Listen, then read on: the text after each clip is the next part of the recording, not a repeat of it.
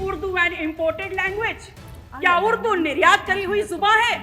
और या फिर क्या ऐसा है कि जब मुगल घोड़े से भारत में आए तो अपने पीछे उर्दू को बैठा करके लाए? कि सरकार को चलाने वाले लोग और उनके चंद मुट्ठी भर अभिन्न मित्रों के लिए ये महाआयोजन आर्थिक वरदान साबित हुआ है। जिसने जितना हो सका, जिस रास्ते से हो सका, उस महाआयोजन में आने वाले उस आम श्रद्धालु को हर प्रकार से लूटने का काम किया है।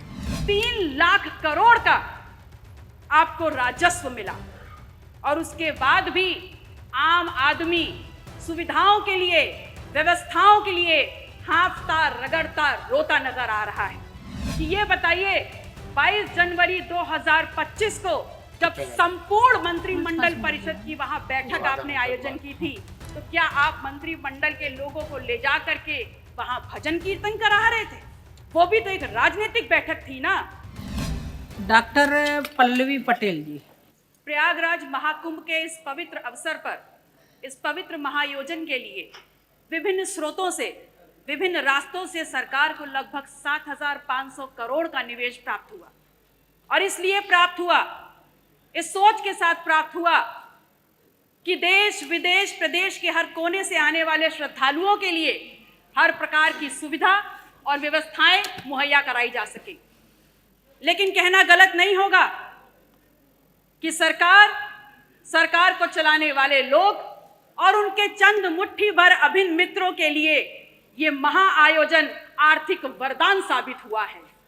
इस कदर साबित हुआ है कि जिसने जितना हो सका, जिस रास्ते से हो सका, उस महाआयोजन में आने वाले उस आम श्रद्धालु को हर प्रकार से लूटने का काम किया है। मान्यवर, आज दिल्ली से अमेरिका जाना सस्ता हो गया है। और ध्यान रखिएगा, मैं डंकी रूट की बात नहीं कर रही। आज दिल्ली से अमेरिका जाना सस्ता हो गया है, लेकिन दिल्ली से प्रयागराज जाने की कीमतें आसमान छू रही हैं। 3 लाख करोड़ का आपको राजस्व मिला और उसके बाद भी आम आदमी सुविधाओं के लिए, व्यवस्थाओं के लिए हाँफता रगड़ता रोता नजर आ रहा है। मान्यवर, सामाजिक और धार्मिक आयोजन में सरकार ने अपनी तरफ से व्यवस्था की गारंटी ली थी, तो आज सरकार को सामने आकर के इस बात को स्वीकारना होगा कि आप ठीक व्यवस्थाएं दे नहीं पाए।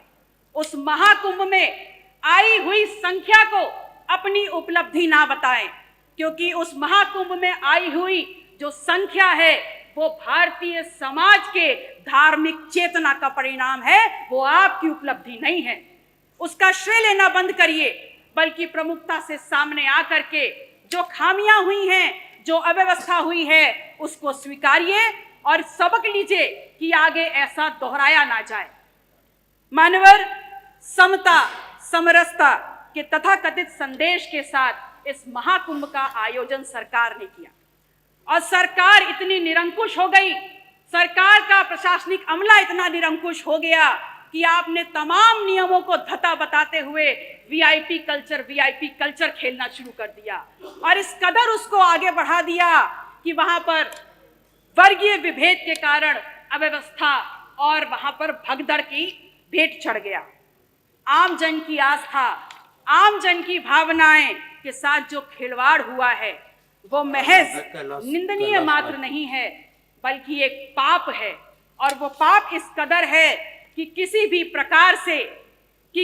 प्रकार से स्वयं मां गंगा भी उसको नहीं धो पाएंगी। कितनी देर में आएगा? आप कह रहे हैं कि विपक्ष धार्मिक आयोजन महाकुंभ पर राजनीति करता है, तो एक छोटा सा सवाल आपसे पूछ रही हूं कि ये बताइए 22 जनवरी 2025 को जब संपूर्ण मंत्रिमंडल परिषद की वहां बैठक आपने आयोजन की थी, तो क्या आप मंत्रिमंडल के लोगों को ले जा करके वहां भजन कीर्तन करा रहे थे?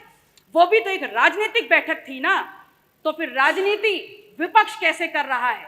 असल में राजनीति कंप्लीट 100% शुद्ध राजनीति तो आप कर रहे हैं, और उसमें भी इस कदर राजनीति कि आपने वहां पर भी, उस पवित्र स्थल पर भी पिछड़ों को पीछे ही छोड़ दिया। आपका नारा है सबका साथ, सबका विश्वास, सबका विकास। तो अगर बात विकास की है, अगर बात विश्वास की है, तो फिर ये बताइए कहाँ है विकास, कहाँ है सबका साथ और कहाँ है विश्वास।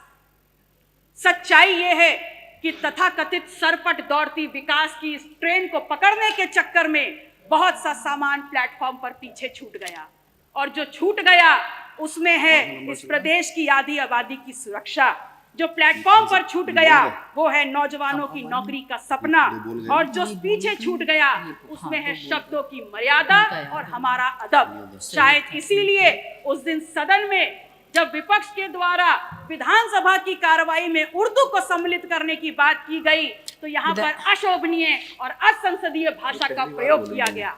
तो एक सवाल सीधे सीधे माननीय अधिष्ठाता महोदय, आपके मार्फत आपका संरक्षण लेते हुए मैं नेता सदन से पूछती हूँ, is Urdu an imported language? क्या उर्दू निर्यात करी हुई जुबान है? और या फिर क्या ऐसा है कि जब मुगल घोड़े से भारत में आए तो अपने पीछे उर्दू को बैठा करके लाए? विधायक जी, ऐसा तो नहीं है ना? 5 मिनट हो गया। धन्यवाद। माननीय अध्यक्ष जी, एक मिनट और। माननीय अध्यक्ष जी, मैं सिर्फ इतना कहना चाहती हूँ कि महामहिम राज्यपाल ने हालांकि थोड़ा ही भाषण पढ़ा, पर मैंने देखा हर छोर पर भारत प्रथम स्तर पर है। बड़ी प्रसन्नता हुई, और अगले ही पल ये भी समझ में आ गया कि माननीय राज्यपाल महोदय की क्या गलती है। वो तो बहुत दूर से आई हैं, असल में उनको जो झूठा सच्चा लिख के दे दिया गया उन्होंने पढ़ने का काम किया। अगर सच्चाई समझना चाहते हैं तो समझ लीजिए कि NCW के 2024 के आंकड़ों में उत्तर प्रदेश यदि फर्स्ट है तो महिला के ऊपर और अपराधों में फर्स्ट है। अगर फर्स्ट है तो बाल यौन शोषण के मामलों में फर्स्ट है। कल प्रदेश के मुखिया जब सदन में बात कर रहे थे तो कुंभ में हुई दुर्घटना पर षड्यंत्र की उन्होंने एक तरफ इशारा किया। उन्होंने बताया कि खिलाफ साजिश हो रही है उनकी सरकार के और उनके खिलाफ। तो ये सवाल सिर्फ उनका नहीं है, पूरे विधायक जी धन्यवाद। धन्यवाद मैम 30 सेकंड खत्म हो रहा है। लास्ट माथे पर कलंक लगा है। यह सिर्फ सरकार को बदनाम करने का शिकंजा नहीं है, अपितु ये समूचे उत्तर प्रदेश, पूरे सदन, चाहे पक्ष के लोग हो चाहे विपक्ष के लोग हो, ये पूरे उत्तर प्रदेश की गरिमा पर प्रहार है। कुंभ ना सरकार का आयोजन है ना भारतीय जनता पार्टी का आयोजन, ये कुंभ भारत की सांस्कृतिक विरासत है, भारतीय समाज के विभिन्न आध्यात्मिक विचारों का आयोजन है, और उत्तर प्रदेश सदैव इस आयोजन की आने वाले श्रद्धालुओं की मेजबानी करता रहा है। और अंत में मैं सरकार से मांग करती हूँ कि जो लोग भी षड्यंत्र में शामिल हैं उनके नाम सामने लाए जाएं, उनको कठोरतम सजा दी जाए। माननीय अधिष्ठाता महोदय, समय की बाध्यता है, मैं आपसे निवेदन करूंगी कि अपने क्षेत्र सिराथू से संबंधित जितने भी प्रस्ताव हैं मैं टेबल कर रही हूं, कृपया उनको मेरे वक्तव्य के साथ जोड़ने का कष्ट करें। नमो बुद्धाय, जय संविधान।